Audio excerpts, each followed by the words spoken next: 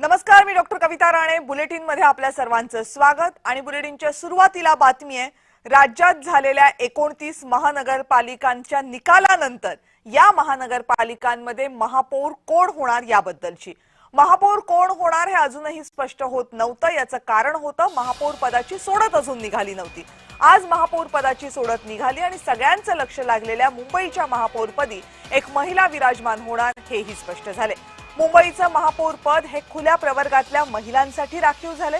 त्यामुळे महायुती आता कुणाला संधी देते याकडे लक्ष आहे. येत्या काही दिवसांमध्ये महापौर कोण होणार हे ठरवलं जाणार आहे. राज्यामधल्या सर्व 29 महानगरपालिकांसाठी आज महापौर पदाची सोडत पार पडली.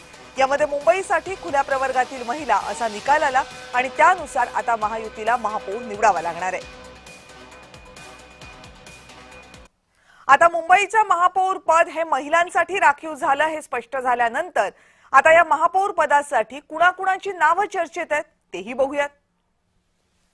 चर्चेत असलेलं पहिलं नाव आहे तेजस्वी घोसाळकर, ज्या दहिसरमधून नगरसेविका निवडून आल्यात. भाजपच्या निवडणुकीच्या काही दिवस अगोदर त्यांनी प्रवेश केला होता भाजपमध्ये. दुसरं नाव आहे हर्षिता नार्वेकर, राहुल नार्वेकर यांच्या नातेवाईक. आणि तिसरं नाव आहे राजश्री शिरवडकर.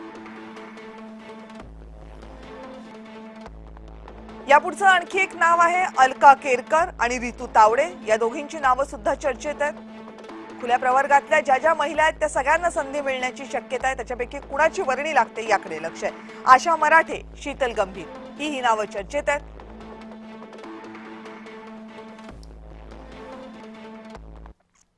आणि मुंबईमध्ये महापौर पदाच्या आरक्षणाची जी सोडत निघाली त्यावर शिवसेना उद्धव बाळासाहेब ठाकरेच्या